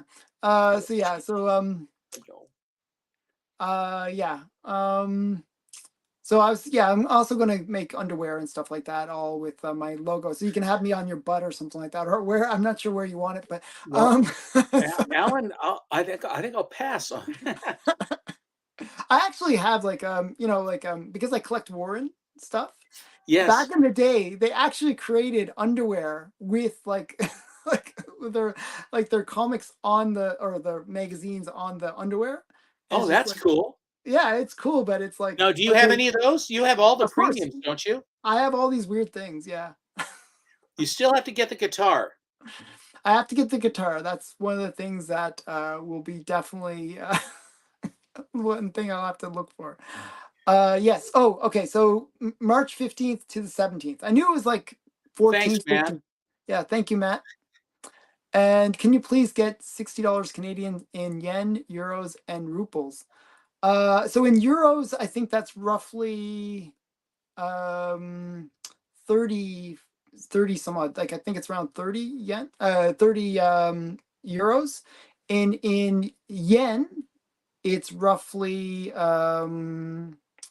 6,000 yen, or 600 yen. Is it? Yeah, 600 yen. And in rubles, what's the conversion rate? So yeah, it's 80 rubles to the dollar. So that would be roughly 50 like 500 rubles, somewhere around there. How many is it to the dollar? Oh, sorry, it's 80 rubles to the dollar. Well, 80 80 times 60 is times 4,800, isn't it? 80 times 40. Sorry, 80 times 40 is 3,200. 3,200. 3,200 Don't rubles. don't convert to rubles. You don't accept rubles.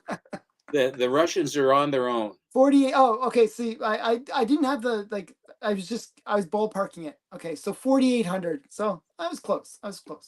42, 48. I didn't check the ruble today. So I like to know all the different exchange rates. I don't know. It's something I do. But I was close. As for doing it off the top of my head, that's not too bad, I thought. Well, you did fine. You have the ones that matter. Yeah, so I think Warren paved the way for you, Alan. I like to see some of that comic collector geek undies, please. Yeah. See, I think, it could be a big thing. Congratulations on finally coming out of the closet. This is a big announcement to get. So proud of you. What's your pronouns? Yeah. He, she, it, All right. they, them, why? Geek and very geeky. I don't know. I don't know I what don't. I just don't. I'm such a I, fossil. I don't go with those things. I don't yeah, play those.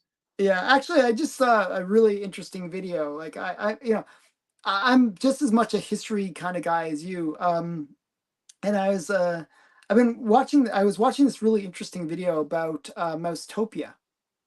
I'm not sure. Are you familiar with it? Mousetopia, Mousetopia. Mousetopia. No. Mouse, like a mouse. Meow. Oh, okay, Mousetopia. Is that where Mouse, Maus, comes from? No, no, no.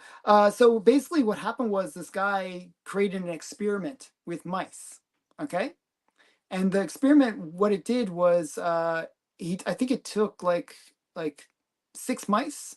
Okay, and And he they all put ate each other at the end, right? no, no, no, they didn't. Don't spoil the ending. Okay, Okay, I'm so sorry. what he did was he created an enclosure that could hold up to 6,000 mice. Okay, so this huge enclosure for these mice. And basically, he created a situation where they had, like, the cage was always cleaned. It was, there was plenty of food, water, everything that they could use, even like little entertainment things, everything that they could want. And there was no predators. So it was basically like utopia for mice, right? And so, they noticed that I think it was like every 30 days that the population would double. Like it was just like huge population boom. And it got up to like about 2,000 mice. And after that, the population started to go down, and it actually crashed and they all died. So basically, they got the perfect world. They never reached even close to the maximum potential of the enclosure, but they all died. And before they all died, they had sort of weird societal things with the mice that were very parallel to human society now. A lot of the mice were gay, like they went gay, and a lot of the mice actually became these kind of what they called the pretty ones. And there were these mice that were just kind of separate from society, and they would just groom themselves all the time and make themselves look good. And they were Mm. just sort of these weird mice that sort of aside. The Hollywood women mice.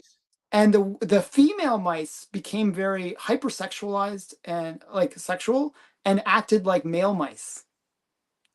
It was really weird. So many When did they do parallels this? to How long ago was this? this was during the I believe during the 50s, I believe. Hmm. And the guy repeated the experiment multiple times, all with the same outcome. Outcome. Yeah. And he actually did one thing. I think one of the last times that he did it, um, he took some of the mice out of that messed up society, and he put them into like just a normal like mouse world, and they totally died. They just couldn't cope. Well, if they had food and everything given to them, and they Mhm, weren't in the wild, and they weren't basically foraging for themselves mhm. and competitive on that from the jump, which they have to be Yeah. good at it. What it did, it removed natural selection from the group. And Mhm, without natural selection, that's why when you look at a bird, look at a seagull, you go, my God, what a beautiful design. Well, that mhm. design is eons of evolution to get to Oh yeah. that, and only the very, very best ones survived. So Well, it wasn't. when you're seeing birds and things like that, and raptors, you're Mhm, seeing the absolute top of the food chain, the top of mhm. successful evolutionary things in the wild, because that's the ones that work. Yeah. So it wasn't really a evolutionary problem. It was more that I think what happens is when you there was a few things when you don't have any natural predators or anything to actually strive for, or Predation. like yeah, like no hardships, no nothing that you have to really, for male mice, there was no reason for them to act like protectors, so they didn't have to act like manly mice. Like so generally what would happen is the attraction of those mice for the female mice would actually wane, and so there would be like a whole bunch of weird things like that. And then there was actually mice that were sort of normal in this whole weird experiment. And what happened was there was these other mice that would just go around terrorizing every other mice. They didn't have children of their own, but they would go around terrorizing couples, these mice couples that did have children. They would just And that was what really caused the end of the society, that these weird terrorist mice were going around terrorizing all these other mice. And there was also weird things where the female mice, because they were taking on these kind of male attributes, were not raising their children to be socialized correctly. So they would kick them out of their little nests too early. And Alan went away. The mouse lobby caught up to him. Actually, someone called you. Someone Uh, called you? yeah, somebody called me and I was just like messed up Okay. the so yeah. So basically so the female mice would kick their kids out early, and then those kids would be kind of messed up, like they would be like not socialized correctly, so they wouldn't really know how to integrate with the other mice and stuff. It was just a whole bunch of weird things where the society of mice was collapsing. And if you ever want to watch a cool video about it, just look up mouse topia, mouse like utopia of mice, and it's really cute. It's really interesting. I think that what that is a cautionary tale for us, isn't it? Oh yeah, it is definitely. And the funny thing is, mice and humans are actually really similar in terms. Like we're obviously slightly smarter, debatable with some people, but like, we are smarter than these mice. And yeah, it's just a cool thing. I love watching all these kind of different social experiments and stuff like that. You know, the thing is that you learn a lesson from that. You regard it, you can apply it, Mhm. and the fact that there are people that can see that and take no notice of it and couldn't care less, have no intellectual curiosity whatsoever, or any Mhm. of the outcomes that are coming. It's live for today, and the world owes me a living, like in the cartoon with the Yeah, yeah, grasshopper. The yeah. world owes me a living. And then the ant said, "Well, too bad, Joe. You're going to freeze." And then he gets to get in with the ants. In the real world, Mhm. uh, it's like honeybees and yellow jackets. When the honeybees, when it's the summer is going and everything is going along, the yellow jackets will go into the hive and get honey and do various things. They'll kind of Mhm. have to pick them out. But the minute they feel the change in the weather, if the jackets try to come anywhere close to them, it's war right at the entrance of the Yeah, hive. yeah. They kick them out right now.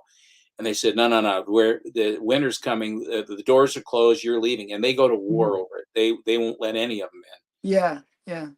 And in the fall, you can tell because that's when yellow jackets become more aggressive. Oh, really? And yeah, that's when yellow jackets become much more aggressive when the fall comes. So don't And mess like, with them. well, the thing is, and then you put out the thing that has the aroma thing, and then it just fills those little wasp, a yellow jacket traps like crazy because they go in there and they grit on each other, and it's just like the Roman. It's like the More gladiators, gladiator they have this games huge with brawl. That's Yellow cool. jackets are awful. Yeah. Yeah. I'm not a big fan. As a child, I did something incredibly dumb. I saw like a hornet's nest, and it looked like a dead, it looked kind of like falling apart. It looked like it was not very active. So my It friend's was. like, yeah, my friend was like, "Oh, it's like I bet you can't hit that with a rock." I'm like, "Okay, I can hit that with a rock." And I threw the rock at the thing, and they were vicious. I got stung in the eye like 3 times. Jeez, Yeah, it was brutal. I was like, "Oh my god!" And I ran. I ran really fast, but they were very unforgiving. God, Yeah, because black I and hit it. yellow. When I hit it with the rock, it knocked it off the branch, and they just went. Oh boy, Yeah, it was bad. It was. It was like so. I realized that those that was not such a the smart thing. the the black and yellow, the big black and yellow bees. Those are ground bees.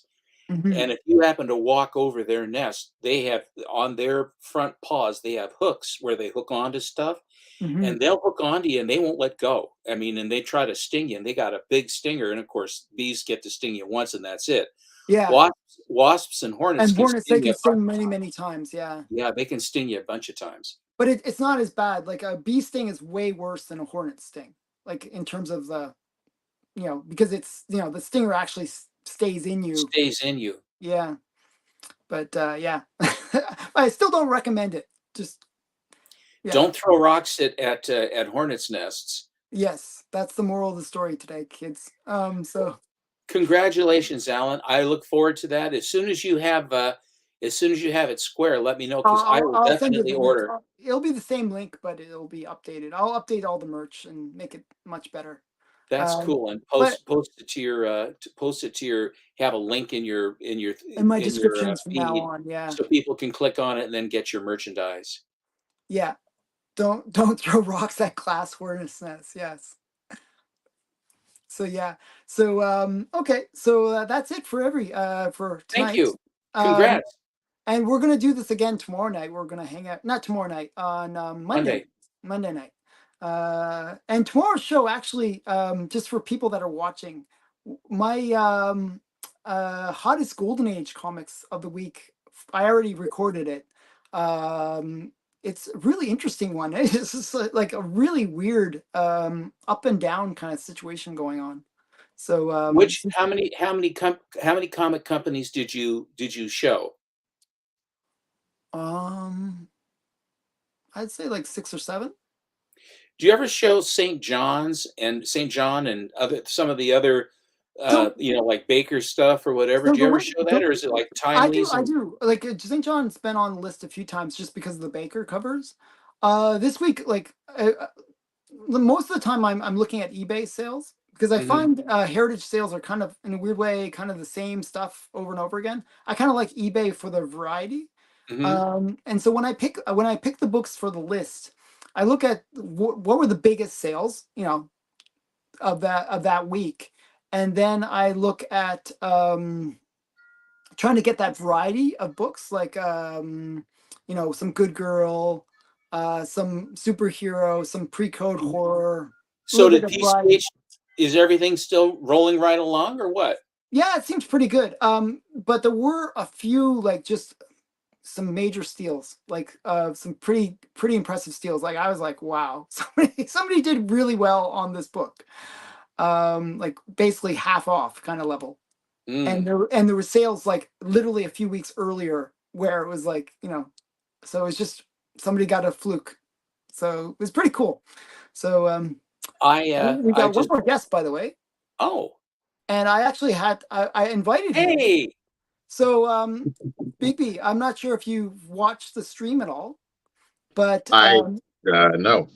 What's going on? You finally did it. Big announcement. Big news. Big news. Yeah, so the news is like, you're the one that created, so this is the man that created, or this is the one over.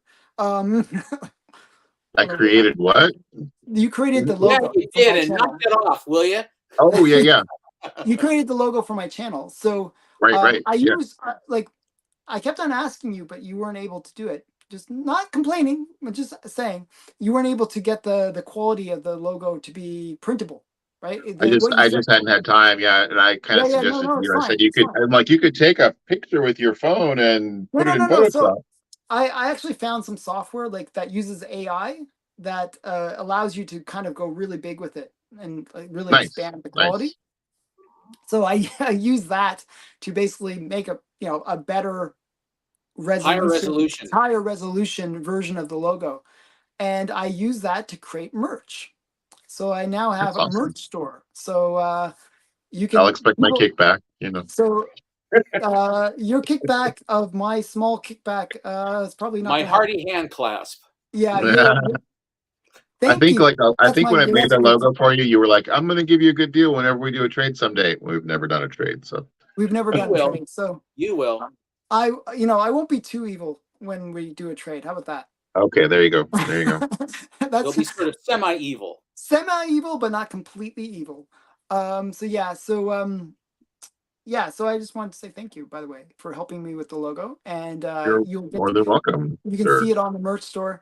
I actually we worked it out. Like it's not really that much that I make on it, but it will support the channel. So hopefully, people will buy. And if I get like millions of dollars in sales, I will definitely, get you millions of dollars. Millions of dollars. Even. Well, I expect everyone that watches my channel to buy at least, $10,000 worth of merch, right? Right. And that's the only way I can make millions of dollars. It has to be like that. So speaking of people who so small, it's like who watch your channel, I have to say thanks to Lyle and Gary and Lyle's a really great guy. Lyle and Gary and Scott. They all purchased some books from me from when you and Steppo did your claim things. So they bought some books that were not claimed. I saw Scott mention that actually earlier, that he had gotten some war books from you. Yeah. I was showing yours tonight when Alan went downstairs to basically link it up so we could see the merch store. I realized I showed a book and it started me on World War II, and I don't know anything about it, so I don't hardly talk about it ever, except all the time. It's like, shut up, stop talking about it. But I show those Korean War books that I got for you that are just shoot in the mouth guys. I mean, my God. Oh yeah. They're pretty crazy. Brutal. Pretty crazy. Yeah, I had to ship to Canada. 5 books to Canada was incredibly more expensive than I thought it would be. Yes, it is. Next time, if I ever get anything from you, I'll just get it to semi-stackery. It doesn't make sense for you to send it to Canada. Yeah, I put them in a Gemini mailer. 5 books to Canada was $50. That's right. Oh wow, that's so crazy. That's exactly right. I sent a thing to Comic Colossus Collector. And it was the same thing. I just had couple books and I had them in a Gemini mailer, and they just put it to me. Yeah, it was like they said the cheapest was international priority was the cheapest way to go, and it was $50. That's it. Wow, that is so crazy. This is why, sending stuff to Canada, buying stuff in Canada is so brutal. Like, Like I remember when you sent 2 packages at the same time, Stephen.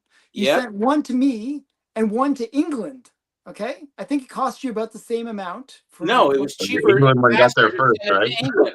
It was It cheaper was to send to cheaper and England, faster and by I think a mile. I think you got it like a week or 2 before I did. Yeah, and it was almost half. It was half as So expensive. crazy.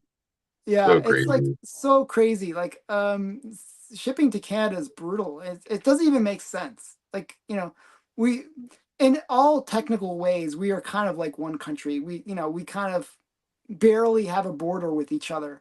It just doesn't make sense that to send to Canada is so expensive.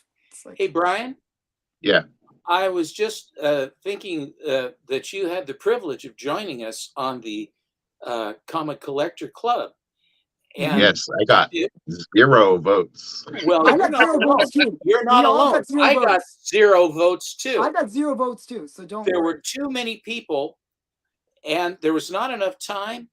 And the fix was in some way that D-Runk got 2 rounds in a row, and that was the end of it. And frankly, anyway, Maybe I'll do it again sometime. It was fun.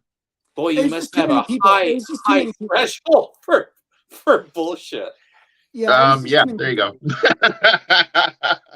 But it's a good Is your group of sniffer people. going off? In smaller doses. I just I think fewer people, and it would have been a lot more manageable for him if we didn't have quite that many, and you could talk about your books a little bit better and have a better thing, because it was just too many people, and there were people trying to get on. That's when I jumped off, because there was 2 guys waiting to come on. I think I felt that too, because I was like, I'm this new guy, and I'm like, I'm not really adding much. Let me get out of here and let somebody else come in. So I couldn't add anything if I wanted to add anything. You showed some pretty great books too, actually. Everyone showed. I was trying. I tried to bring the heat. I was like, all very right, nice books. like Ultimate Fallout and first Spider Gwen, and I'm like, it's all mine. Messed me up because I was like, I was going to show those. What's that? Was it signed? I thought it was signed as well. No, the stuff I was showing wasn't signed, but I did have that Zerdy Titans book that I was like, oh, everyone's going Zerdy. I'm going Zerdy too. So, yeah. So I wish it was a little bit more. Not quite. It wasn't bad. It wasn't bad. I've done worse. How's that? Okay, you're a very diplomatic guy. Yeah. I myself, I'm also extremely diplomatic at all times. Yeah, right. Yeah. Yeah, you make me look diplomatic. So yeah. Oh, that's great. So you scared Biggie. Welcome aboard. What? That was weird. Okay, so yeah, you scared him away by saying that. Okay, so he disappeared there for a second. Biggie. So you're making some merch. So what kind of merch are you making? I'm making everything. Okay. So is it like a print on demand kind of thing then? Print on demand, yeah. So I'm willing to shill as much as the next guy. Like I put my mug on everything, like even mugs. So yeah, I try to go as crazy with it as possible. So I can get it on print it on toilet paper and. Oh yeah. You gotta wipe your butt with me. No, thank you. Incidentally, Alan, for our big fight that we have coming up with Ricky Ellsworth Words, I have all of my books sitting right here. I went through my boxes and I found them, and you might as well give up now. Do you have any good books? As well. You might, because the warmonger is going to bring it, and I want you to know that I love you, brother. I really do. But I think it's time for you to basically take the veil. But you don't. But you don't even have any good books. Like, what books do you have? Well, I borrowed some from. So yeah. So how did you do, Brian? How did you think it went? I think it was fun. It was really fun. It was interesting. Vicky had a different take on it than I did, so it was cool because we kind of did that.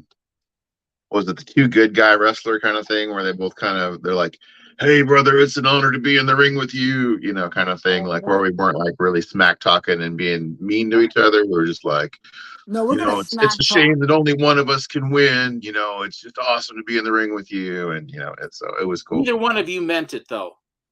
It's right for the throat, right for the throat. No, it was really fun, and Biggie's a super nice guy, so it was really fun to hang with him.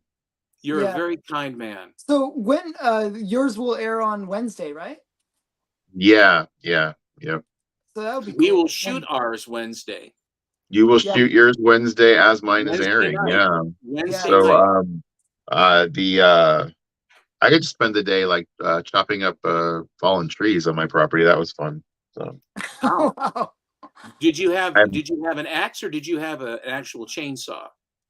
I have a little mini chainsaw thing. So I'm cutting things up with that. And I have a hatchet. You weren't like taking down big trees. You're just taking down branches or stuff, or what were you doing? It was like dissecting the tree in little pieces. Oh wow! With this, did it fall near your house, Brian? It was trees and shrubs. Like it was a big arbor that got taken down, so I had to like. Oh, okay. You had to chop it down. Blow down. The snow brought it down, and it almost hit my neighbor's house, and I had to go over like several weeks ago and in the snow cut it up and pull it away from his house. And then once it's the weather was it was still rainy today, but my whole family went out. Props to my family, to my son Orion, who's a teenager and values his time to hang out with his buddies on the weekend. Came outside and did an awesome job. He was a trooper, and my wife, and we all worked together, and we chopped things up and hauled them to a burn pile. So it was a family. It was a family affair. That's nice. Yeah. So my brother had the same thing happen. One of his his trees fell down in his backyard, like a big tree. Was there like a pretty big storm in the West Coast? We've had wind. We had snow and ice, which knocked a lot of it, and now we've had high wind as well. He has spent some ungodly $130 million they spent for hundred thousands. So Matt is actually in my local neighborhood. I'm gonna try to meet up with him at some point. You should. Yeah.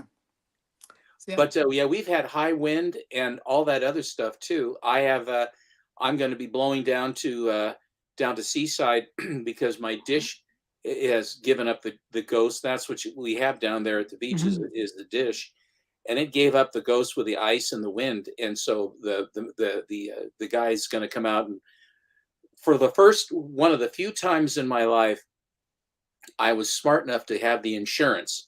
I've been paying the insurance the entire time for the dish network thing, and when I called, they said, "Yes, Mr. Gentner, you have the insurance, so this won't cost you anything."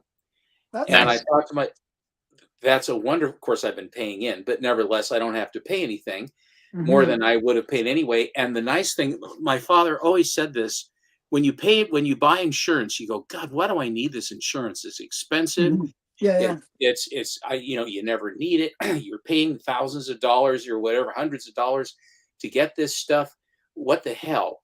And I was complaining about it to my dad, and he says, "Well, the only thing I can tell you is this: if you don't have insurance, you're going to need it. If you have insurance, you won't need the insurance. Now, pick your poison. Would you rather pay the premium and not have to have anything, or not pay the premium and then have a lot more of an expense? I'll leave it to you." Yeah. That was Dad. That was my dad. I said, "Okay, Dad." Brian, I was showing some of your books. Alan, when you have to pull the plug. As far as this shindig here. But I saw you guys were on, and I saw the invite, and I was like, I want to see my buddies for a little bit. So I invited you in at the very beginning, but I wasn't sure if I was outside cutting things up, and then I had to run and get food for the family because we were all exhausted. And I can imagine. Nothing tastes better. Which Burger Death did you go to? There's a little mini mart place up here. They say they have the best burgers in the Northwest, and they say they do. Do they? It's pretty good stuff. That's great. Super juicy and really good. So I got myself a double bacon cheeseburger. It was good. Okay, okay, well, that's Good good. to me. I always find that food tastes better after, like, that long, hard day of work, where you're Physical like doing activity. some physical thing. Yeah, Yeah. for sure, for sure. But in the summer, when I was still, I was old enough. I was 18, so I could drink beer. Hmm. And uh, on a hot day, if, for example, I played tennis, I was a big tennis player in high school and what have you. After playing a set of tennis, that first, or if Dad had me working in the yard doing whatever it was for money, you come in, you're all sweaty, and you have that first beer. There's nothing like that first beer going down. There's nothing like that. Cuts the dust, tastes fantastic. There's nothing like that. I really think I don't do that much anymore. I just don't drink that much as I used Hmm. to. But I really have to say that's really on a hot day. There's nothing like that. So that it hits you right here. Or it's cold. If you ever had it when you drank so much cold stuff and it's in your stomach and it's so cold you can't get away from it, you go, you still want to drink more. It's funny. I don't drink, actually. You know that, You right? don't drink. Try water sometimes. Yeah. No. It's too strong for me. Yeah, But yeah. I'm not a big drinker either. Like I only drink like on like New Year's Eve and holiday like 4th of July or something. I'll have a drink. So The yeah, I'm not payback is not a too, big drinker. the payback is too high anymore. In my 20s, yes, but now, mm-mm. You, It you just know, isn't do, worth it. Of an occasion, let's say you have a nice steak or something, have a glass of wine or something. That's one thing. But to Mhm. just go down and slog down a whole bunch of highballs and all that stuff, the payback it just isn't worth it. See, I like the girly fruity drinks that don't really taste like they're alcoholic, and then you feel kind of buzzy later. Or a Yeah, you Long Island stand up iced and tea then or you something start like that. That's like my kind of drink. But Yeah. I had I had occasion to go to Aruba because when I went back to Cornell when I graduated, I met a fellow from Aruba. He worked at the Sheraton Hotel right on the beach, and he invited me down to Aruba to come down for Carnival. And mhm. so I said, okay. And so from Portland, I fly down to go, into Florida and then fly down into Aruba and what have you. And it was hot. And when the breeze stopped, it got really hot, Right. right on the equator. But anyway, Aruba is Dutch, the Dutch Antilles. Mhm. And so, of course, I was in a fraternity house when I was at Oregon. And so we drank beer till hell wouldn't have it anymore. And so he said, so it was hot. And so we were going to have a couple of beers. And so we went into one of the right in beautiful downtown Aranestad. And we went into this bar and we sat down for a couple cold beers. And they had these little teeny bottles of Heineken. They were just about this high.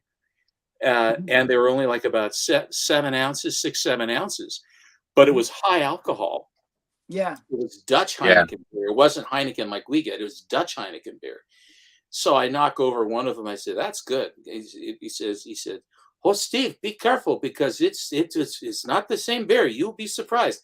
I said, "Yeah, go on." So I had about 3 or 4 beers. I stood up and I fell back into my chair. I was dehydrated, and I thank God the chair was strong because I hit that thing so hard when I sat back down. That's It's a miracle the hilarious. thing didn't collapse, and I would have been on the floor going from this thing. It's like you guys are used to like really wimpy American beer, which is like Well, it is. 3% Well, or I've 2%. had Canadian Labatt's beer. I've had all that crap. But the thing is, in the middle of the island of Aruba, in the middle of the island is this thing called the Oyback or the haystack. And Mhm. it's this giant hill right in the middle of Aruba. Half of Aruba is Dutch Lago Shell. The other half is Aruba. Mhm. And so you can see the whole island from the top of this thing. There's a radio transmitter up on top. And he says, "Steve, let's go up to the top of the Oyback." I said, "Sure, let's go." So he says, "Here, put on this backpack." I said, "All right," I didn't know what was in it. So we're walking up these stairs. And by the time I got up to the top of this thing, we're up about, geez, I don't know, 250, 300 feet. And it's just stair after stair after stair. And there are lizards running around and aloe plants everywhere. Beautiful. And we got all the way to the top. And Aranistat is a port for the United States Navy. The Navy makes ports of call there. And so we're sitting up there and we're looking out, and here comes a cruiser. Is leaving port. U.S. cruiser is leaving port, and I've got my binoculars. We're watching it, and the ship starts. You could see the wake of the ship, and then all of a sudden there was a whole bunch more activity, and then the ship picked up speed and then just took off, and the stacks are going. It was really, really cool. I go, God, I'd kill for a beer. He says, I'm glad you say that, Steve. Give me the backpack. And what he had done is he had taken it and he had packed it full of ice and jammed about 8 or 10 Heineken beers in there. So we got I said, you made me carry that up there. He says, of course I made you carry that up. Wow. And so then I said, I love you. And so we cracked him up and we got gooned on top of the Oyback. Coming down was a lot of fun too. Whoa! That's hilarious. Anyway. That's cool. Awesome though. So yeah. So okay. So I'm gonna end the stream. Fair enough. Thanks for coming, Brian. Thanks for coming. Hey, it's good to see you guys, even for a little bit. Yeah. And all you guys in the chat, good to see you too. Yeah. Thanks for everyone that hung out for this long. Oh, hey, can I give a little promo for tomorrow? Yeah, of course.